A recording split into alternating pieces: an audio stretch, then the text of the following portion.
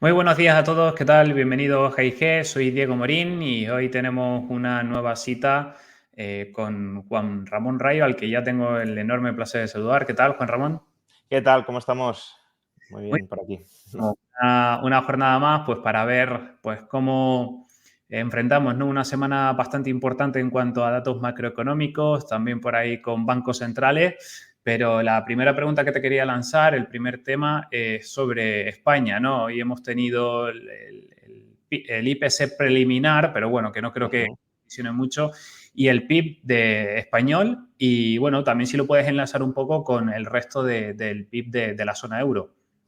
Bueno, los datos de PIB de España yo creo que son muy positivos, especialmente dado el contexto macroeconómico complicado en el que se halla, incierto más que complicado, ¿no? En el que se halla la economía mundial, de fuertes subidas de tipos de interés durante el último año y medio. España ha acelerado su crecimiento en el cuarto trimestre de este año, creció un 0,6 y en el acumulado del año un 2,5.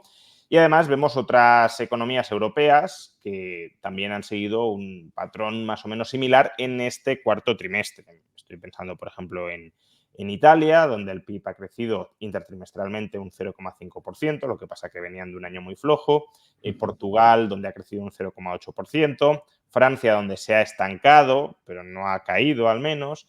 Y eso sí, Alemania sigue sufriendo pues, el problema, por un lado, de los altos tipos de interés, tiene un sector industrial más potente y eso lastra, los altos tipos de interés lastran especialmente a la industria, las economías que estamos menos expuestas a la industria, como pueda ser España o también Francia, cuidado, no estamos tan Ujú. expuestas a los efectos directos, al menos, indirectos siempre, pero directos de esas subidas de tipos. Por tanto, por ahí, por ese lado, pues era esperable. Eh, es decir, muy buen dato de PIB para España. Cautelas que podemos, sin embargo, tener, pues que, a ver, lo que está tirando del crecimiento, sobre todo es el consumo público. Imagino que muy vinculado a los fondos Next Generation, por tanto se trata de un crecimiento en parte inducido políticamente, no desde la propia economía.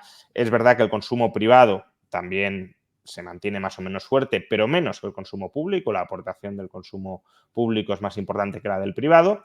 El consumo privado, en parte, la bonanza se puede explicar por, de nuevo, todo el ahorro acumulado durante la pandemia, que ya ha impulsado el crecimiento en Estados Unidos y parece que también lo está empezando a hacer en España.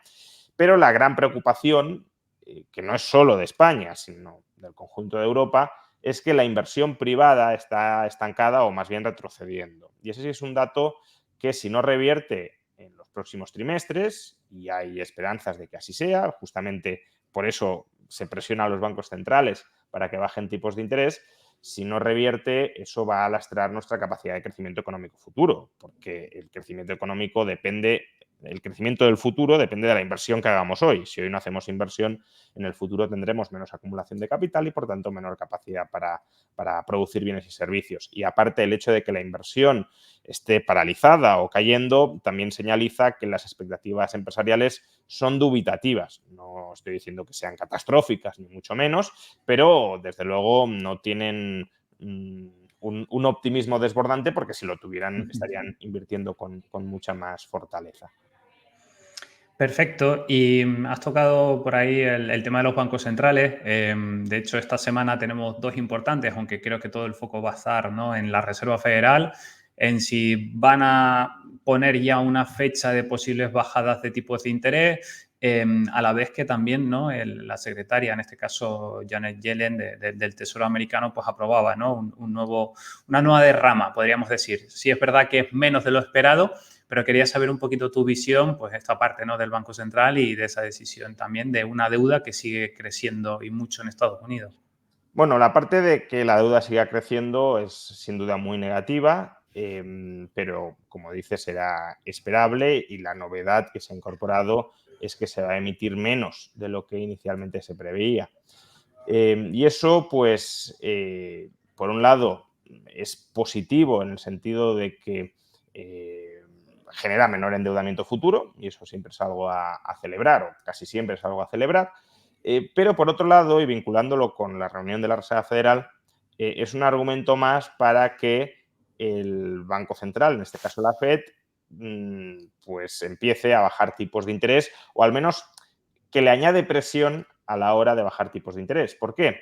Porque si el Tesoro se estuviese volviendo mucho más loco de lo que pensábamos a la hora de emitir deuda, aprovechando, por ejemplo, la expectativa de bajada de tipos de interés de la Fed se tendría que mantener dura para pues, desincentivar que el Banco Central tenga que el Tesoro tenga esa tentación. Ujú. El Tesoro va a colocar menos deuda en los mercados, va a añadir menor presión al alza sobre los tipos de interés, va a añadir menores presiones inflacionistas futuras y, en ese sentido, el Banco Central puede estar más tentado o más inclinado a moderar su política monetaria. No obstante, sobre esto también varias cautelas. La primera es, una cosa es lo que el Tesoro anuncia y otro lo que el Tesoro termina realizando. Cabría pensar, o cabe pensar, o puede ocurrir que estas previsiones de emisión de deuda sean un artificio justamente para presionar a la Fed a que baje tipos de interés. Pero ya veremos si de verdad la Fed, la Fed del Tesoro, especialmente en año electoral, frena sus emisiones de deuda pública, como se nos ha dicho con respecto a lo que esperábamos que iba a suceder. Y por otro lado, claro, la economía estadounidense se mantiene muy fuerte. Si estábamos diciendo que el dato de España ha sido muy bueno, entonces el de Estados Unidos sigue siendo espectacular. Sigue creciendo por encima del promedio histórico, al menos de las últimas décadas, de Estados Unidos y sin visos muy claros de freno. Con lo cual, claro, el punto es qué motivos puede tener la Reserva Federal para bajar tipos de interés. Y desde el punto de vista de la economía real, salvo que haya algo que no estemos viendo o pues, alguna información adelantada que tenga la Fed que anticipe un empeoramiento muy importante de la actividad que al menos no nos está llegando de manera muy clara, como poco, desde el lado de la economía real no hay motivos para bajar tipos de interés, hay motivos para mantenerlos, porque si tienes una economía más bien recalentada y bajas tipos, vas a inflar la inflación. Pero claro, la Fed tiene otro problema y es que la estabilidad del sector financiero sí está en riesgo si no baja tipos de interés. Recordemos que hace menos de un año pues la banca regional estadounidense quebró en parte y la otra parte hubo que rescatarla con un mecanismo que termina ahora en marzo, quebró en parte por los altos tipos de interés. Entonces la Fed ya ha deslizado que no va a renovar ese mecanismo y si no lo renueva, las tensiones regresarán, salvo que se empiecen a bajar tipos de interés y por ese lado se alivie la presión sobre el balance de los bancos. Por tanto, aquí tenemos esa doble vara. La economía real no necesita bajadas de tipos, salvo, ya digo, que haya algo que no veamos. Y no me extrañaría que llegue. Yo es que me sigue sorprendiendo la capacidad de adaptación de la economía estadounidense a la subida de tipos de interés y el hecho de que no estemos atisbando una recesión a pesar de los elevados déficits públicos que estábamos mencionando.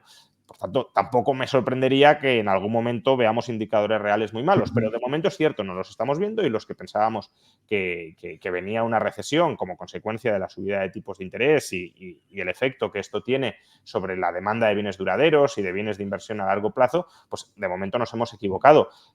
Pero dentro de ese error, si no estamos viendo indicadores muy negativos en el lado de la economía real, desde luego no se justificaría, como decía, bajar tipos de interés. Desde el lado financiero, pues los bancos sí los necesitan por la estructura financiera terrible que tiene ya no la banca estadounidense, sino el conjunto de la banca internacional, muy endeudados a corto plazo, muy invertidos a largo y, por tanto, cuando suben tipos de interés, te machaca el coste de refinanciación del pasivo y te hunde el valor presente de los activos. Perfecto, y vamos con una última, en este caso con las últimas tensiones, ¿no? Que parece que Oriente Medio sigue estando en el foco. Quería conocer un poquito tu opinión de esta escalada ahora entre Irán y Estados Unidos, que bueno, que ya es archiconocida. Toda la situación del Mar Rojo, si podría terminar lastrando, bueno, ya hemos visto, por ejemplo, que el coste marítimo de China se ha encarecido en torno a un 200%, pero si eso puede terminar afectando aquí a la zona euro.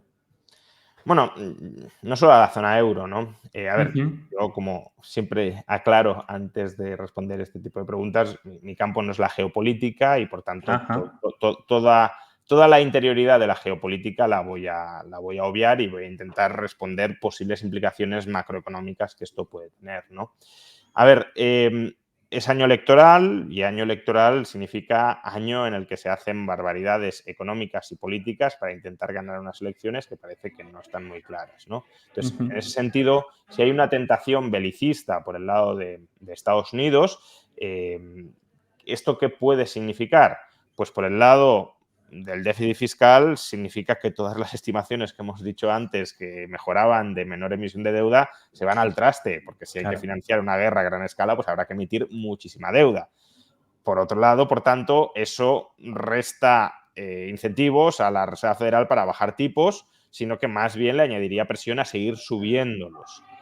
Y a su vez, claro, si tienes una disrupción de los flujos comerciales en la zona, eso en un contexto donde la demanda agregada global, al menos en Occidente, de Sí. Estados Unidos, sin duda, y de Europa, si es verdad que hemos tocado fondo, como algunos indicadores podrían estar indicando, y decíamos antes, ¿no? Que hay economías que ya empiezan a, pues, Italia, Portugal, Francia no ha caído, España ha acelerado.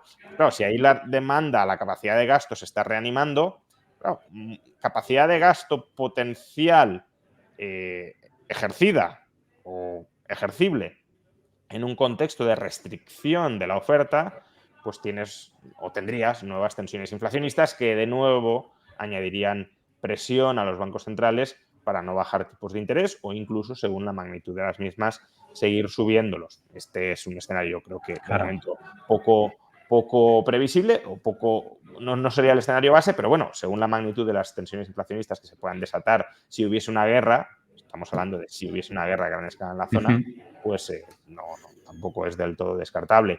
Eso además en un contexto donde la batalla a la inflación parece que está muy bien encarrilada, pero donde no se ha dado el canto de victoria definitivo. Hoy hemos conocido, como mencionabas, datos de PIB muy buenos para España, datos de IPC esperables, no han sido una sorpresa negativa, pero desde luego no tan buenos. La inflación, al menos la adelantada, ha repuntado en enero hasta el 3,4%, que de nuevo, a partir de ahora se espera que se vaya moderando, pero no Claro. perdamos de vista que en este contexto de tipos de interés altos tenemos una inflación del 3,4% cuando el objetivo a medio plazo es del 2%. Entonces, claro, si bajan tipos de manera agresiva, ¿vamos a converger hacia el 2% o nos vamos a mantener en este 3,5% en el que estamos en estos momentos? Pues esa es creo que la gran cuestión que se están planteando los bancos centrales y lo que les mueve a la cautela a la hora de anunciar bajadas muy contundentes de tipos de interés en un escenario, especialmente en la eurozona, que macroeconómicamente no es muy boyante. Es decir, que si la Claro. inflación estuviera controlada, sí se justificarían desde la perspectiva de los bancos centrales bajadas de tipos de interés. Pero claro, si no es obvio que la inflación esté controlada al 100%, pues su mandato estatutario al menos es priorizar la inflación y no el crecimiento y por tanto podrían ser cautos a la hora de bajarlos, aunque yo creo que aunque estatutariamente se diga que han de priorizar la inflación, si el crecimiento no remonta y la inflación se queda en el 3, van a bajar tipos. Perfecto, pues todo muy claro como siempre, Juan Ramón. Un placer tenerte por aquí y nada, que tengas una feliz semana y nos vemos próximamente. Pues nada, muchas gracias a vosotros y hasta la próxima. Bueno, y como siempre les digo, pueden suscribirse al canal, activando la campanita para tener este tipo de vídeos y nos vemos próximamente. Un enorme abrazo, cuídense.